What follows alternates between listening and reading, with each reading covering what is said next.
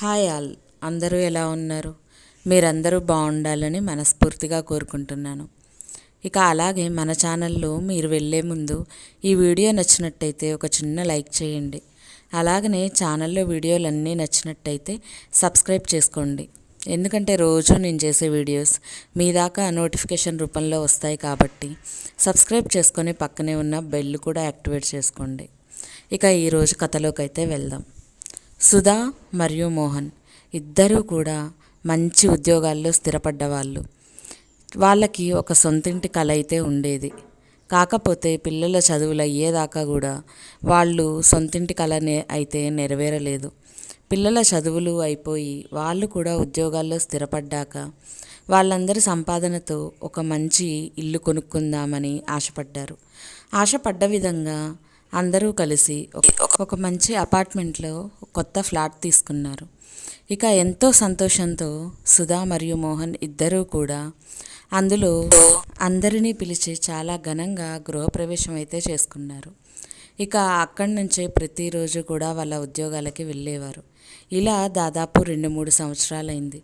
ఈ 2-3 సంవత్సరాలలో కూడా చుట్టుపక్కల ఉండేవాళ్ళు, చుట్టుపక్కల అలాగనే మిగతా ఫ్లోర్లలో ఉండేవాళ్ళు అందరూ కూడా చక్కగా ఒక యూనిటీ లాగా కలిసి పండగలు కూడా చేసుకునేవారు. వీళ్ళది 5 అంతస్తుల భవనం కాబట్టి 5th ఫ్లోర్ వరకు వాళ్ళందరూ కలిసి లిఫ్ట్ని కూడా ఏర్పాటు చేసుకున్నారు. ఇక అలా అందరూ కలిసి చాలా సంతోషంగా ఉంటూ ఉంటారు.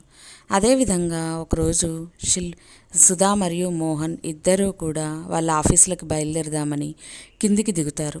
కిందికి దిగి లిఫ్ట్ ఓపెన్ అయ్యి బయటికి రాగానే అక్కడ ఎవరో ఒక ఆవిడ పూర్తిగా కింద పడిపోయి రక్తపు మడుగులో ఉండుంటుంది. అది చూసిన సుధా ఒక్కసారి చాలా గట్టిగా కేక వేస్తుంది. ఇక పక్కనే ఉన్న మోహన్, సుధా నువ్వు భయపడకు, అలా గట్టిగా అరవకు అని చెప్పి పక్కనే ఉండి ధైర్యం చెబుతూ ఉంటాడు. ఇక సుధా అరిచిన అరుపులకి మిగతా ఫ్లోర్లలో ఉన్న వాళ్ళందరూ కూడా ఒకేసారి బయటికి వచ్చేస్తారు. బయటికి వచ్చి వాళ్ళందరూ కూడా ఆ డెడ్ బాడీ దగ్గరికి వెళ్ళి చూస్తారు.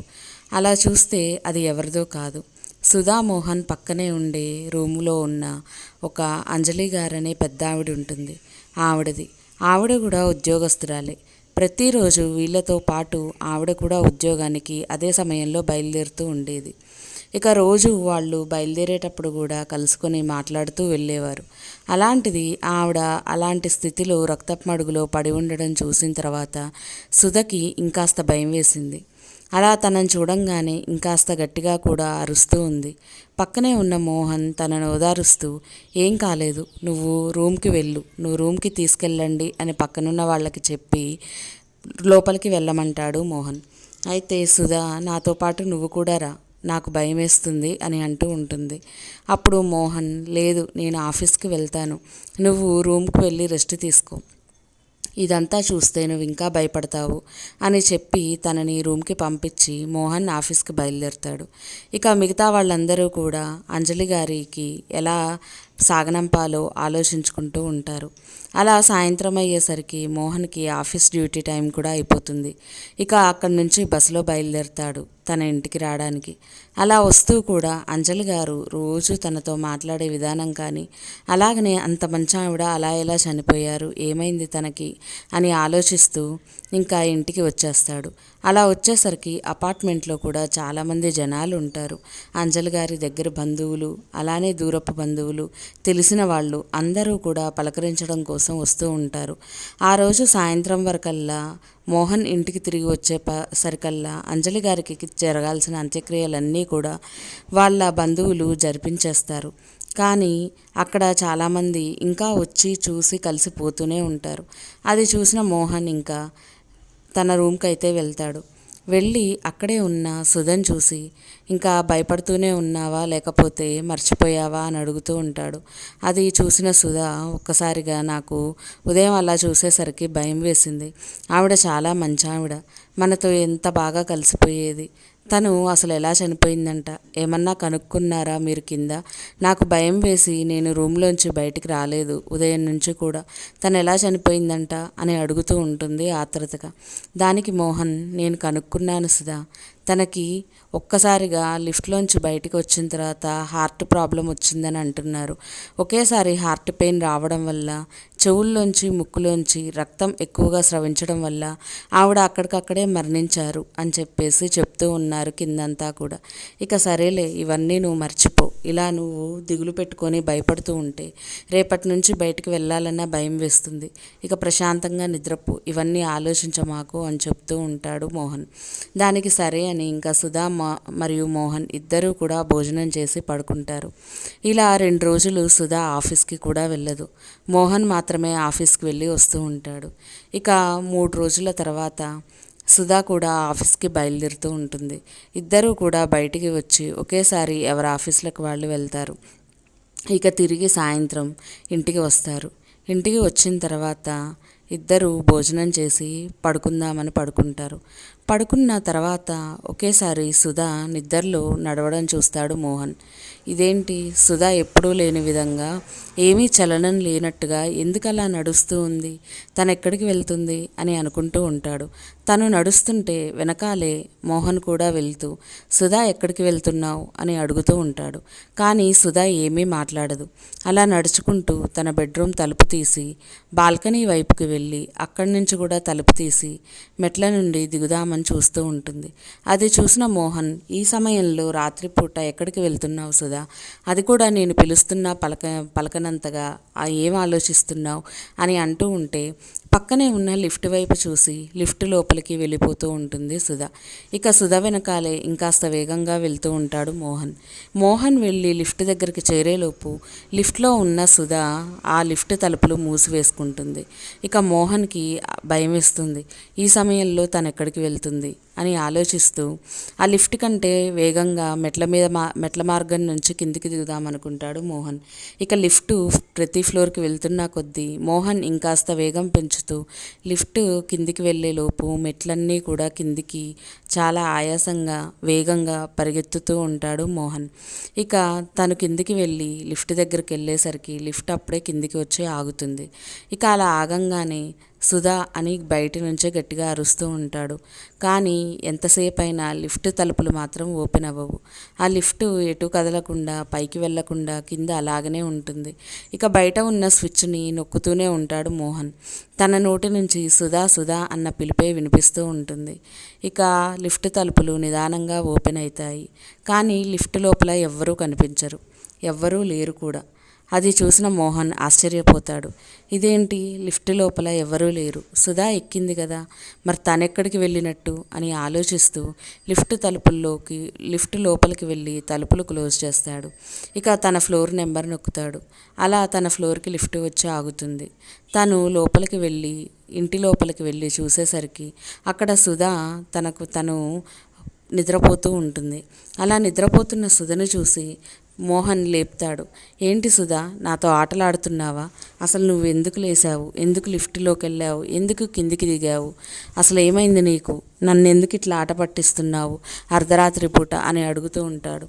దానికి సుధా, నీకేమైనా పిచ్చి పట్టిందా మోహన్, నేనెందుకు లేస్తాను, నేనెందుకు వెళ్తాను, అసలు నేను ఎక్కడికి వెళ్ళలేదు, నేను ఇక్కడే ఉన్నాను, నువ్వు అర్ధరాత్రి పూట దయ్యం పట్టిన వాడిలాగా మాట్లాడకు, పడుకో ఇంకొచ్చి, నాకు నిద్ర వస్తుంది అని పడుకుంటుంది సుధా. ఇక ఆ మాటలకి మోహన్ బిత్తరపోతాడు.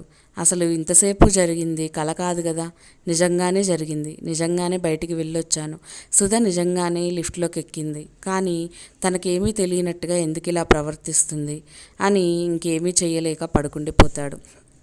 మరుసటి రోజు యథావిధిగా ఇద్దరూ కూడా మళ్ళీ బయలుదేరుతారు. మోహన్ ఆఫీస్కి వెళ్తున్నాడనే కానీ ఆ ముందు రోజు రాత్రి జరిగిందంతా మోహన్కి గుర్తుకు వస్తూ ఉంటుంది. సుధా ఎందుకు పిచ్చిదానిలాగా ప్రవర్తించింది, తనకేమీ తెలియదన్నట్టుగా మళ్ళీ నన్నే తిట్టింది అని ఆలోచిస్తూనే ఉంటాడు. ఇక ఆఫీస్లో ఉన్నంతసేపు కూడా ఈ విషయం గురించే ఆలోచిస్తూ ఉంటాడు. అలా ఆఫీస్ టైం ముగించుకొని ఇంటికి వస్తాడు. ఇంటికి వచ్చి అలా అంజలి గారి ఫ్లాట్ దాటిన తర్వాతనే మోహన్ వాళ్ళ ఫ్లాట్ ఉంటుంది. కాబట్టి అలా ముందుకు వెళుతూ అంజలి గారు ఉన్న ఇంటి వైపుకి చూస్తాడు. అక్కడ కిటికీ దగ్గర సుధా తొంగి చూస్తూ ఉంది. లోపల అంజలికి సంబంధించిన బంధువులందరూ మాట్లాడుకుంటూ ఉంటారు. సుధ మాత్రం బయటే కిటికీలోంచి తొంగి చూస్తూ ఉంటుంది. అది చూసిన మోహన్, ఏంటి సుధా కొత్తగా ప్రవర్తిస్తున్నావు? నువ్వు వాళ్ళింట్లోకి ఎందుకు చూస్తున్నావు? నీకేం అవసరం అంటే, ఏం లేదులేండి పదండి అని చెప్పి తను మోహన్ని తీసుకొని వాళ్ళ రూమ్కి వాళ్ళు వచ్చేస్తారు. ఇక రోజుట్లాగానే వాళ్ళు భోజనం పూర్తి చేసుకొని మళ్ళీ పడుకుంటారు. అలా పడుకున్న తర్వాత మళ్ళీ ముందు రోజులాగానే సుధా సడన్గా లేస్తుంది. సడన్గా లేచిన సుధా మళ్ళీ ముందు రోజులాగానే విచిత్రంగా నడుచుకుంటూ వెళ్ళిపోతూ ఉంటుంది. ఇక ముందు రోజు ఏం జరిగిందో చూసిన మోహన్ తను కూడా ఇంకా ఆలస్యం చేయకూడదు, లేదంటే సుధా తొందరగా వెళ్ళి లిఫ్ట్ ఎక్కేస్తుంది, మళ్ళీ నేను పరిగెత్తుకుంటూ వెళ్ళాలి, ఈరోజు ఎటు తేల్చుకోవాల్సిందే అని అనుకుంటూ సుధా వెనకాలే సుధ కంటే ముందుగా పరిగెత్తుతూ లిఫ్ట్ లోపలికి చేరుకుంటాడు. అలా లిఫ్ట్ లోపలికి చేరుకున్న తర్వాత సుధా కూడా లిఫ్ట్ లోపలికి చేరుకుంటుంది.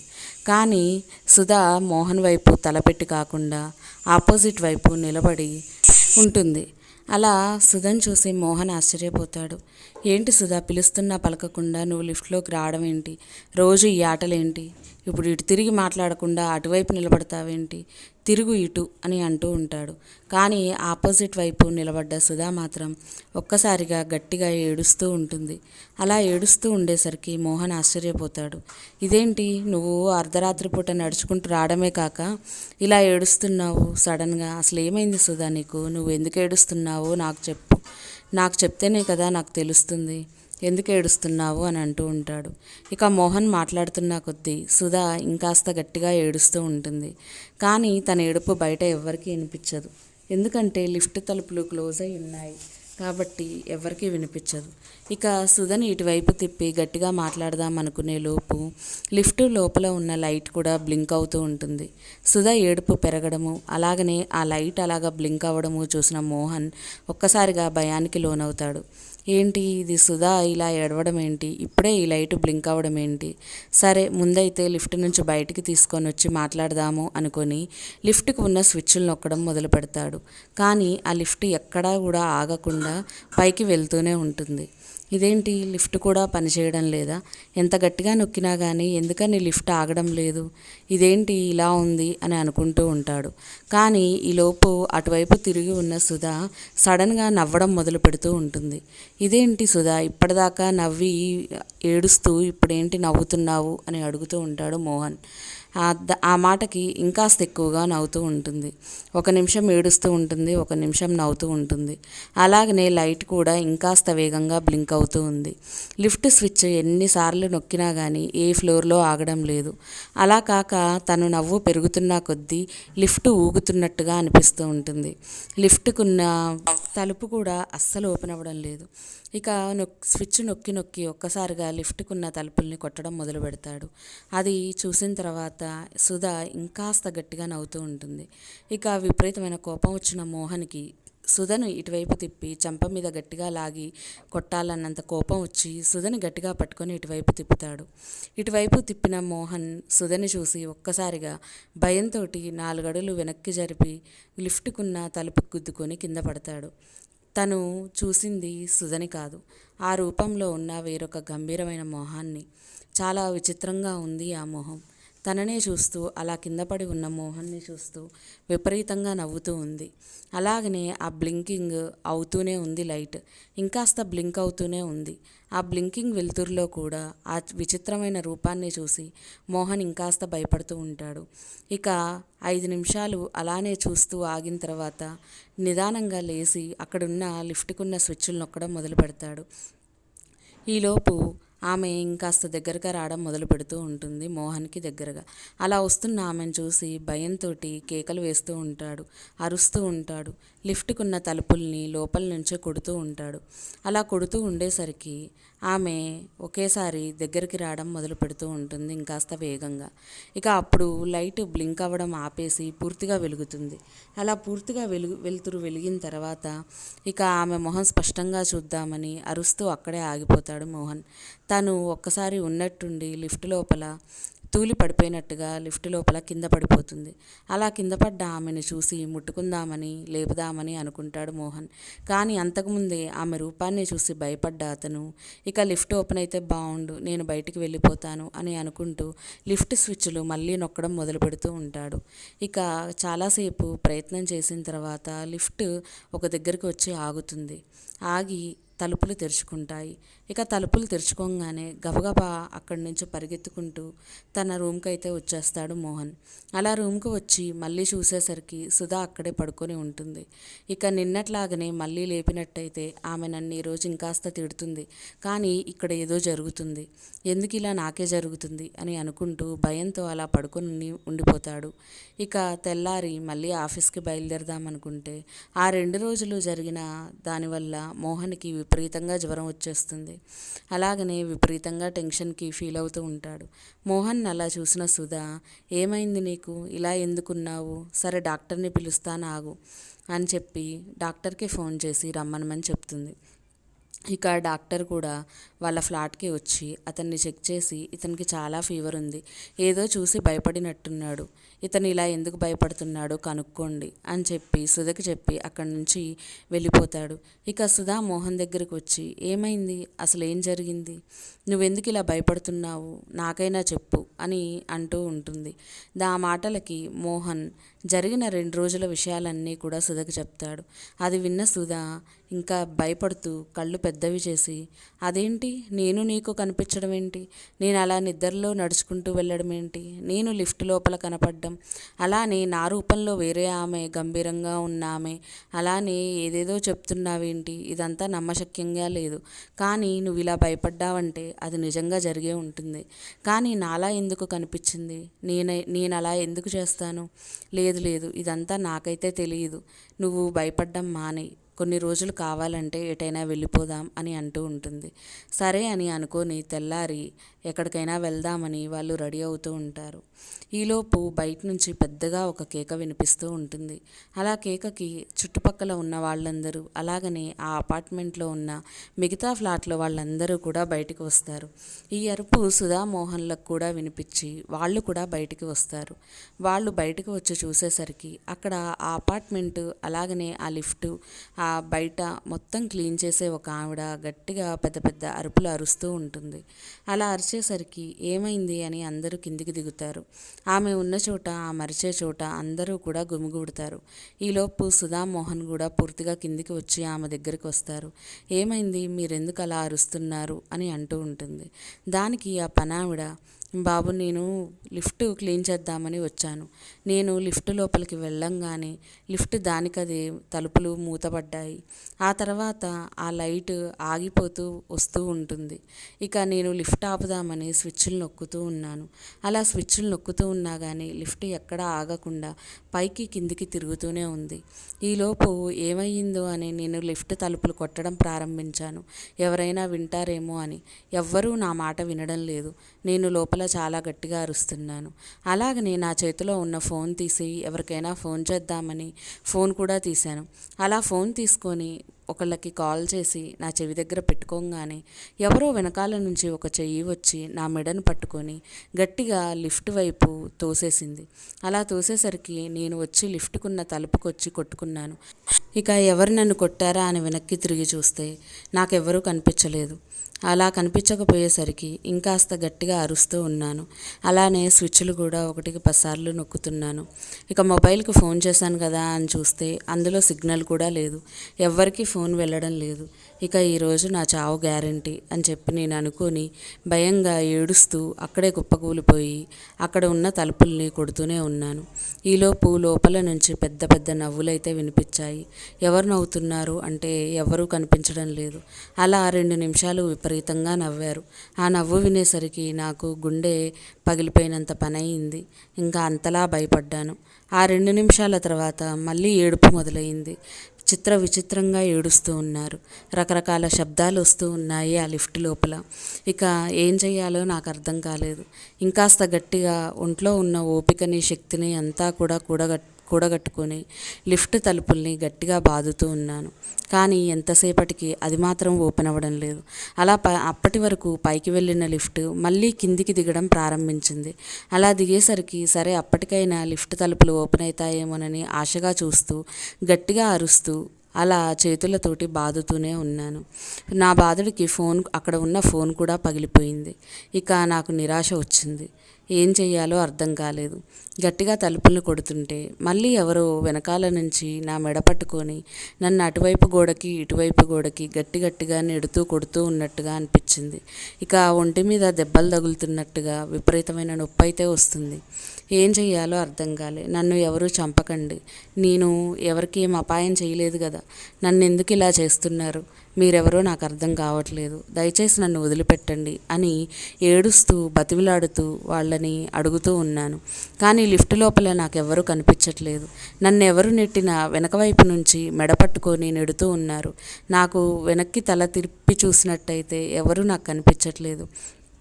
ఇక నేను అలా ముందుకొచ్చి కొట్టుకొని ఇంకేమీ చేయలేక కింద పడిపోయి అలానే ఏడుస్తూ కూర్చొని ఉన్నాను. సడన్గా ఇప్పుడు కిందికి వచ్చింది లిఫ్ట్. కిందికి అలా రాగానే లిఫ్ట్ తలుపులు ఓపెన్ అయ్యాయి.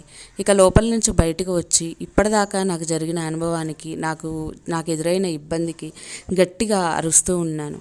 ఇక ఇది నాకు జరిగింది. నేను ఇంక ఈ అపార్ట్మెంట్లో పనిచేయను, ఇక్కడ ఏదో ఉంది, నేను మాత్రం ఈ ఇంట్లో ఉండను, ఎక్కడ ఎవరి ఇండ్లల్లో నేను పనిచేయను, నేను వెళ్ళిపోతున్నాను అని అక్కడి నుంచి బాగా ఏడుస్తూ వెళ్ళిపోతూ ఉంది. కానీ ఆమె చెప్పిన మాటలు వినడానికి నమ్మకంగా లేదు. కానీ ఆమె ఒంటికి తగిలిన గాయాలు, అలాగనే శరీరం మీద ఎరుపు రంగులో మచ్చలు, అవి చూసిన తర్వాత నిజంగానే తనకు దెబ్బలు తగిలాయి అని చెప్పి నమ్మకైతే తప్పదు. అలా తను వెళ్ళిపోయిన తర్వాత ఆ అపార్ట్మెంట్లో ఉండే వాళ్ళందరికీ కూడా విపరీతంగా భయం వేసింది. ఏదో శక్తి అయితే ఇందులో ఉంది, ఎందుకు ఇలా చేస్తుంది. అయితే నిన్న మోహన్కి సుధాకి జరిగింది, ఈరోజు పనమ్మాయికి జరిగింది, ఇక ఎవరికి జరగబోతుంది అనే భయంలో ఆ రోజు అందరూ భయంతోటే గడిపారు ఇళ్ల లోపల. ఇక తెల్లారి ఒక సిద్ధాంతిని పిలిపించుకొని ఆ అపార్ట్మెంట్కి చూపిద్దాం, ఇక్కడ ఏమన్నా ఉందేమో అని అందరినీ కనుక్కొని అందరూ ఒక మాట మీద ఉండి ఆ సిద్ధాంతిని పిలిపించుకున్నారు. అలా వచ్చిన అతను అక్కడ చూడంగానే చెప్పాడు, ఈ అపార్ట్మెంట్లో ఒక ఆత్మ తిరుగుతూ ఉంది, అది కూడా ఆ లిఫ్ట్ లోపలే ఉంది, ఆ లిఫ్ట్ లోపలికి మనుషుల్ని తీసుకొని పోతుంది కావాలని, వాళ్ళని ఇబ్బంది పెడుతూ ఉంది, ఇక ఈ అపార్ట్మెంట్ని వదిలి ఈ ఆత్మ అయితే బయటికి పోదు అని ఒక్కసారి చెప్పేసరికి అక్కడున్న వాళ్ళందరి గుండెల్లో బాంబు పేలినంత పని అయింది. ఇక అందరూ కూడా భయంతో ఒకరి చేతులు ఒకళ్ళు పట్టుకుంటున్నారు.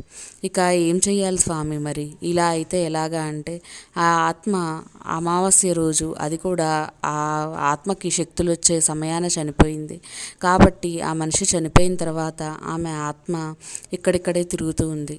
ఇక ఆమె శక్తిని తట్టుకోవాలంటే చాలా అయితే చెయ్యాలి. కాబట్టి ఇక్కడ నా చేతుల్లో నేనైతే ఆ ఆత్మని పంపించేంత శక్తి నాకు లేదు అని ఒక్కసారిగా చెప్పేసరికి వాళ్ళందరికీ కూడా భయంతో, కానీ వాళ్ళు సొంతంగా డబ్బులు సంపాదించుకొని కూడబెట్టుకునే ఇళ్ళవి, ఆ ఇళ్ళని వదిలేసి ఇన్ని సంవత్సరాల కలలు మాకు ఈ ఇళ్ళని వదిలేసి మేము ఎక్కడికి వెళ్ళాలి స్వామి అని అడుగుతూ ఉంటారు.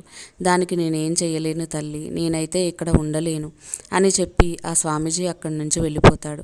ఇక అక్కడికి వెళ్ళిన తర్వాత అందరూ కూడా చాలా బాధతోటి వాళ్ళకున్న అపార్ట్మెంట్లు తెలియని వాళ్ళకి అమ్మేసి, తక్కువ లాభాలకు అమ్మేసి, ఇక అందరూ కూడా ఆ అపార్ట్మెంట్ వదిలేసి ఒకళ్ళ తర్వాత ఒకళ్ళు వెళ్ళిపోవడం మొదలు పెడతారు. చివరికి ఆ అపార్ట్మెంట్ కూడా మొత్తం ఖాళీ అవుతుంది. కొత్తగా తెలిసిన వాళ్ళకి రావాల్సిన వాళ్ళు కూడా ఈ విషయాలు తెలుసుకొని వెనకడుగు వేస్తూ ఉంటారు. ఇక అలా కొన్ని సంవత్సరాలకి ఆ బంగ్లా కూడా బూత్ బంగ్లా లాగా మారిపోతుంది. అవి కొనడానికి ఎవరూ రారు, అక్కడ బతకడానికి నివసించడానికి కూడా ఎవరూ రారు. ఒకవేళ వచ్చిన ఆ ఆత్మ ఇదే విధంగా అందరినీ బెదిరిస్తూ పంపిస్తూ ఉంటుంది. ఇక ఇదేనండి ఈరోజైతే స్టోరీ. మీ అందరికీ కనుక ఈ స్టోరీ నచ్చినట్టయితే ప్లీజ్ లైక్ చేయండి, షేర్ చేయండి, అలాగే సబ్స్క్రైబ్ చేసుకొని పక్కనే ఉన్న బెల్ కూడా యాక్టివేట్ చేసుకోండి. అప్పుడే నేను చేసే వీడియో నోటిఫికేషన్స్ మీ దాకా వస్తాయి. ఎంతో కష్టపడి, ఎంతో ఆలోచించి, ఇంత వివరంగా, ఇంత నిదానంగా మీకు వీడియో చేయడానికి నేను చాలా కష్టపడాల్సి వస్తుంది. సో నా కష్టం కనుక మీ అందరూ అర్థం చేసుకొని ఉంటే, మీ అందరికీ అర్థమైతే ప్లీజ్ అండి సబ్స్క్రైబ్ చేసుకోండి, ఫాలో అవ్వడానికి ట్రై చేయండి. ఈ ఒక్క చిన్న సహాయమే నేను మీ నుంచి కోరుకుంటున్నాను. థ్యాంక్ యూ సో మచ్ అండి అందరికీ. మళ్ళీ వీడియోతో మీ ముందుకు వచ్చేస్తాను. బాయ్.